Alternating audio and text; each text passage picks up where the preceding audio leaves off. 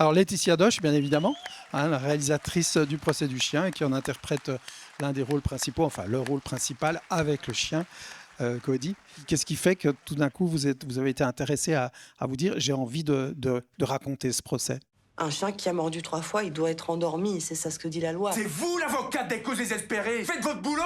Alors en fait, je jouais donc avec un cheval, je crois que vous leur avez raconté avant le film, un spectacle que j'avais écrit. Et déjà, j'ai un producteur qui est dans la salle, qui va jamais venir sur scène, qui s'appelle Lionel Bayer, qui est venu voir le spectacle et qui m'a dit, à mon avis, si tu peux travailler avec un cheval, eh ben, tu peux faire un film. Et je l'ai cru. Et quelques temps après, une femme est passée et m'a raconté l'histoire d'un procès autour d'un chien, donc, comme je l'ai raconté, qui est pareil, une femme mordue au visage, qui portait plainte contre le maître, etc. Et qui m'a dit que ça avait vraiment semé la zizanie dans la ville, qu'il y avait des manifestations, des pétitions. Bon, écoute, les causes perdues d'avance, tu les laisses de côté. Je te jure. Et tu gagnes. La seule limite à tes rêves, Eh bien, il n'y en a pas. c'est toi. Mon petit garçon d'amour, tu fais du crotte-dedans. Bon, d'accord, on y va. Donc ça, c'était l'histoire de base. Et puis moi, je me suis dit, bon, un chien, tout le monde sait que c'est pas une chose.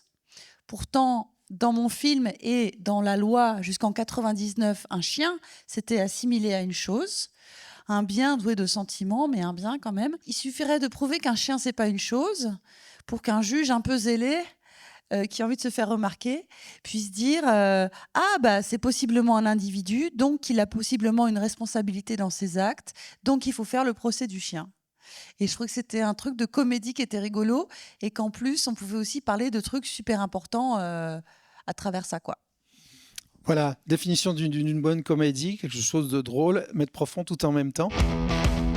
Cosmos va être le premier chien à être jugé responsable de ses actes dans le premier procès de chien depuis le Moyen-Âge. Écoutez, moi, personnellement, j'adore les chiens. C'est elle qui défend la femme mordue. Et ce chien, il est méchant. Attention, Toupi, Toupi, Toupi. Vous avez plusieurs lignes dans le film. Les enfants battus, la violence, les femmes, le rapport homme-animal, etc., etc. Vous posez beaucoup de questions.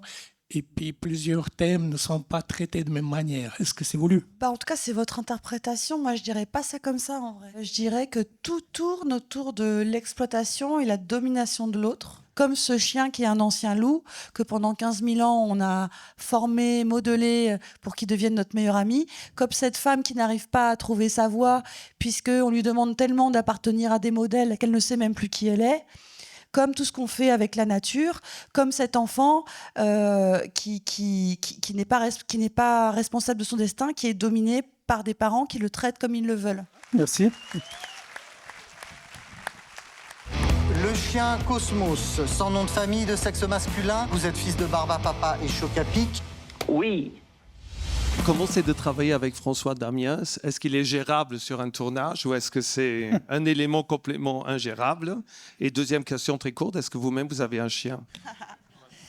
Alors, 2 questions qui parlent un peu de la même chose, finalement. Non, mais je vais dire François Damiens, il ne faut pas savoir à quel point il est doux et gentil. Couché au pied de son maître, il va faire des circonvolutions. Ils sont forts, ces comportementalistes. Ce chien ne mord que les femmes. Ce chien, il est misogyne. Est-ce qu'il est gérable sur un plateau? Mais oui, il adore faire des blagues. Et à tout le monde, toute l'équipe. Il est très solidaire avec toute l'équipe. Donc, il fait des blagues comme il demande au deuxième assistant et puis, il prépare un tout. Tiens, est-ce que tu veux bien donner ça au monsieur? Ça va lui faire plaisir. Et la personne apporte, l'autre fait ça, elle fait.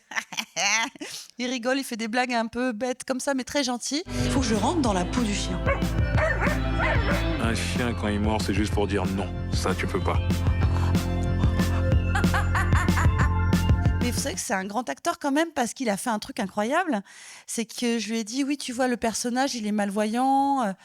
Et il me dit, je dis, comment est-ce qu'on joue qu'il est malvoyant? Il faut juste peut-être avoir les yeux un peu dans le vague, comme ça, quand tu parles et tout. Et il fait, ah oui, tu veux dire comme ça?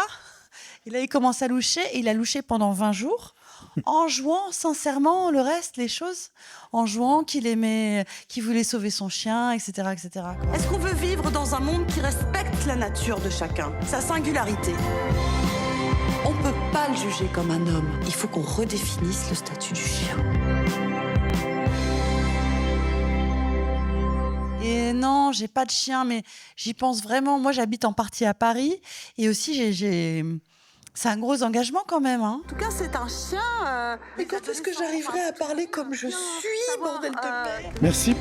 On va en rester là, hélas, parce que le temps a tourné très très vite. Et C'était merci d'être resté si passionnant, longtemps. Laetitia. Merci à toi d'être venue et d'avoir si bien parlé du film.